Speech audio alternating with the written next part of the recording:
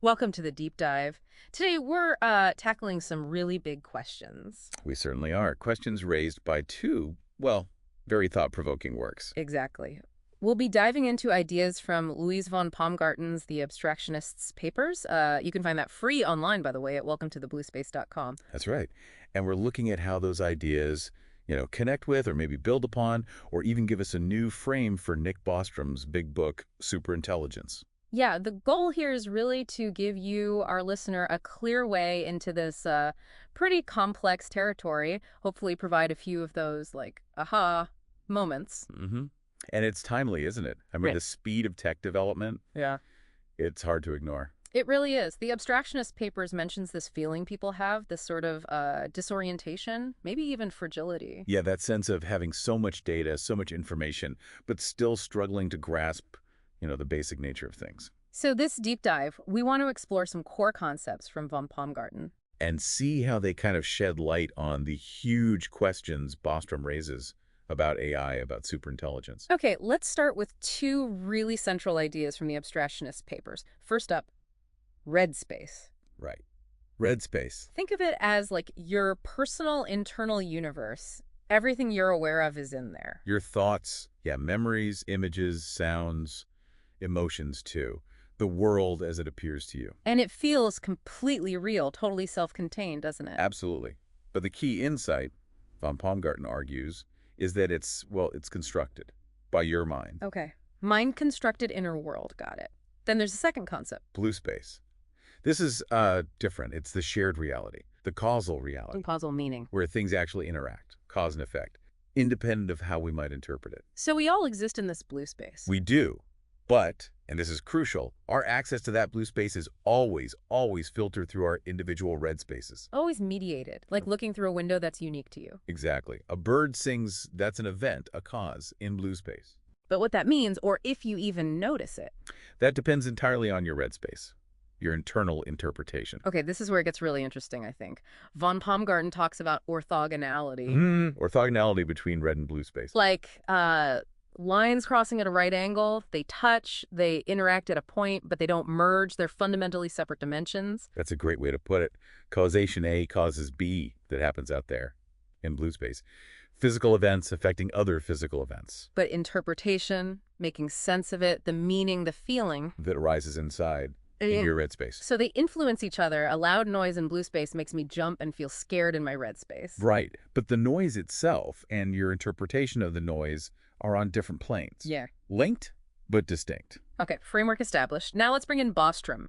Okay. Superintelligence, his Okay. core worry. Yeah, Bostrom's work really focuses on the massive potential, but also the profound risks of creating AI that goes way beyond human smarts. And a big part of that is thinking about how such an entity, a superintelligence, would even perceive reality. How would it interact with the same reality we do? Exactly. What are the implications if its goals, its values, its whole understanding of the world are just radically alien to ours?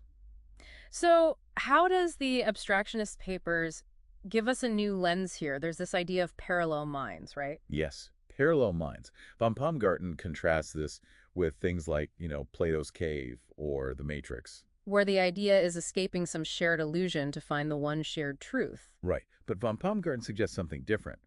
Minds, human minds, maybe future AI minds, they construct meaning in parallel, Each within its own red space. while interacting with the same underlying blue space. So it's less about escaping to one reality and more about acknowledging many subjective takes on the same causal foundation. And a superintelligence would just be another one of these parallel minds, albeit a very different one. Potentially, yes.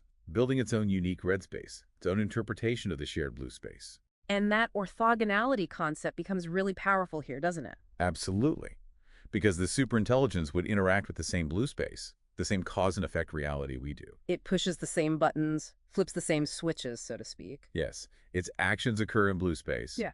But its interpretation of that reality, its understanding, its goals, that's all happening within its red space. A red space built on completely different, foundations, maybe logic. Fundamentally different, potentially. So we could observe its actions in the blue space, the effects it has. But the why behind them, the internal meaning or experience driving those actions. That could be utterly inaccessible. or incomprehensible from our human red space perspective. Like von Paumgarten uses the analogy of wind, right? A single gust in blue space. Yeah, it can mean different things depending on the red space interpreting it. Rustling leaves for a poet, turbine power for an engineer, something scary for a child. Same cause, different interpretation. And with an SI, that difference could be vast. Exactly. Which connects to another idea in the Abstractionist papers, paradoxes. Okay, how do paradoxes fit in? Von Paumgarten sees them as revealing the limits of a mind's internal logic.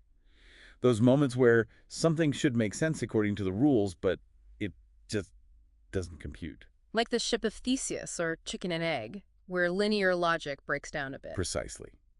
Now think about aligning human values with a superintelligence. That's the core of Bostrom's control problem. Right. But what if the SI's logic operates on totally different principles?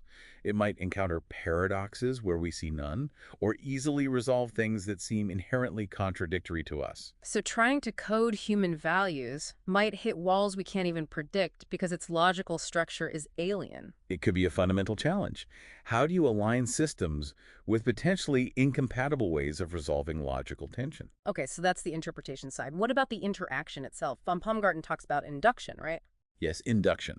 It's the process linking the spaces.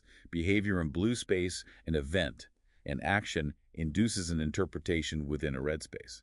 And that interpretation then influences future actions, a feedback loop. Exactly. So imagine the SI takes some complex action out there in blue space. We observe it, and within our red spaces. We immediately try to make sense of it, based on our models, our assumptions, our understanding of goals and causes. Which could be completely wrong if the SI's internal reasons, its red space drivers, are totally different. Leading to massive misunderstandings, Mm-hmm. unintended consequences. We react to what we think it's doing, not necessarily what its internal state intended. And presumably the same happens in reverse. Our actions in blue space Induce interpretations within its red space, which again might not align at all with what we intended to communicate or achieve. This really casts doubt on the idea of shared understanding, doesn't it? Even between humans. It does. The Abstractionist papers calls it the illusion of shared meaning. Illusion. But communication works, mostly. We feel like we understand each other. And von Paumgarten would say that feeling comes from our red spaces being, relatively tightly aligned through shared biology, culture, language, experience. So it feels shared, but it's still fundamentally internal construction in each red space. Yes, just highly correlated constructions. Which makes you seriously question if true shared meaning, like genuine mutual understanding, could ever exist between a human red space and an SI's red space. Especially one with such radically different structures, experiences, maybe even a different relationship with time or causality.